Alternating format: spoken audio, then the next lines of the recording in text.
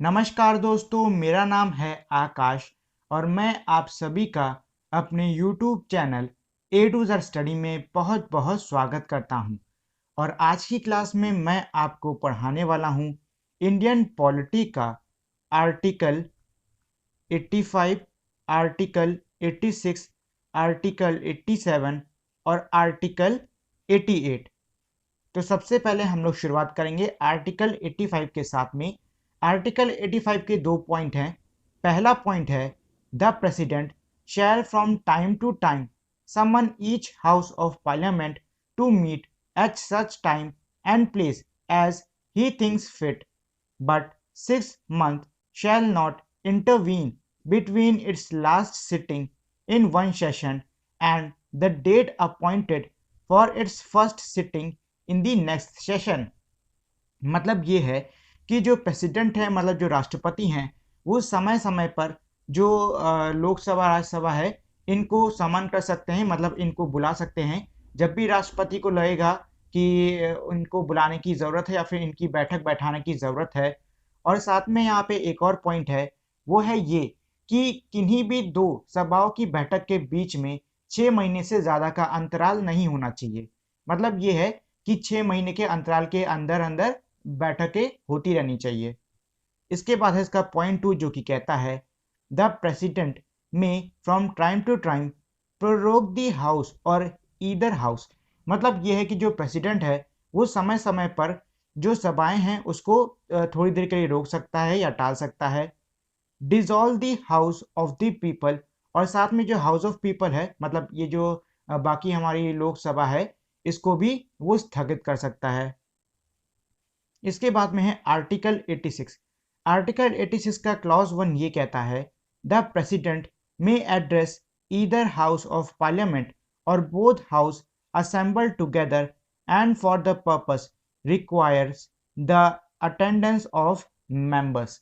मतलब ये है कि जो राष्ट्रपति हैं वो एड्रेस कर सकते हैं लोकसभा को और जो दोनों हाउसेस हैं उन दोनों को, और इसके लिए उनके मतलब इन तीनों ही चीज़ों के जो सदस्य हैं उनका मौजूद होना ज़रूरी है।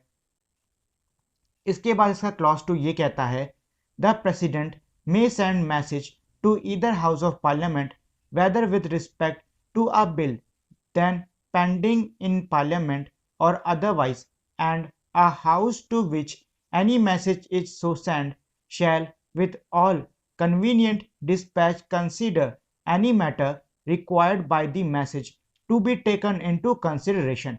मतलब ये है कि जो राष्ट्रपति हैं वो समय समय पर मैसेज दे सकते हैं, मतलब किसी प्रकार का संदेश दे सकते हैं।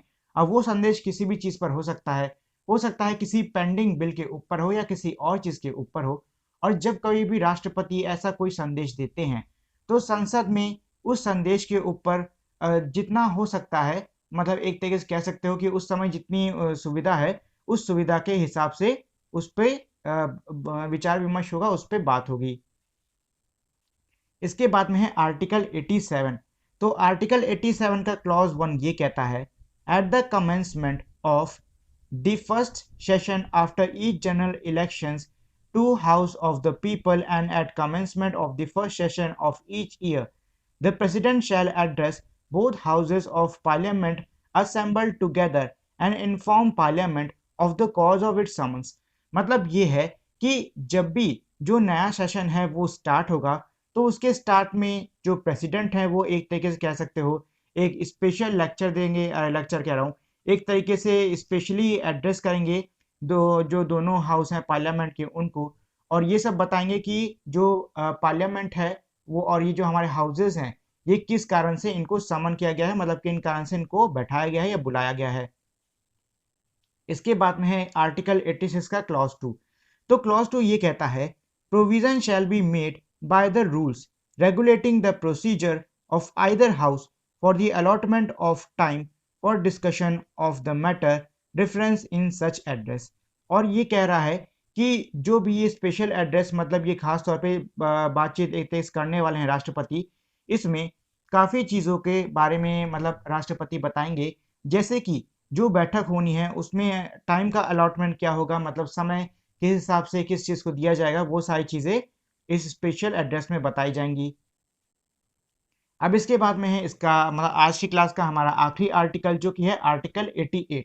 तो आर्टिकल 88 ये कहता है every minister and the attorney general of India shall have the right to speak in and otherwise to take part in the proceeding of either house any joint sitting of the houses and any committee of parliament of which he may be named a member but shall not by virtue of this article be entitled to vote। मतलब ये है कि कोई मंत्री है या फिर जो अटॉर्नी जनरल ऑफ इंडिया हैं वो हमारे देश के किसी भी सभा में बैठ सकते हैं, लेकिन वो वहाँ पे उनको सिर्फ इतना अधिकार है कि वो वहाँ पर बैठ के बातों को सुन सकते हैं, अपने विचारों को रख सकते हैं। लेकिन अगर उस सभा के अंदर किसी प्रकार का निर्वाचन हो रहा है, किसी प्रकार का इलेक्शन हो रहा है, तो उस इलेक्शन में वोट देने का अधिकार ये आर्टिकल नहीं देता है। मतलब वोट उन्हीं को देने दिया जाएगा जो कि इलेक्टेड मेंबर होंगे, और बाकी जो मेंबर्स वहां पर बैठे हैं या फिर बाकी जो मिनिस्टर्स हैं, अटॉर्नी जनरल ऑफ इंडिया हैं, जो कि किसी सभा में बैठे हैं, वो वहां पर सिर्फ उस चलती सभा को देख सकते हैं, सुन सकते हैं, अपने विचार रख सकते हैं, लेकिन वो उस सभा में किसी प्रकार के वोट नहीं डाल सकते हैं। ठीक है, तो ये तो है हमारा आर्टिकल 88। तो आज के लिए इतना ही, और अगर आप लोगों ने अब तक मेरी इस वीडियो को लाइक, शेयर और मेरे चैनल को सब्सक्राइब नहीं किया है तो इस वीडियो को लाइक कर दें, शेयर कर दें और साथ ही मेरे चैनल को सब्सक्राइब कर दें। तो इसी के साथ में हमारी आज की वीडियो यहीं पे खत्म होती है। मिलते हैं हम लोग अपनी अगली वीडियो में, तब तक के लिए नमस्कार।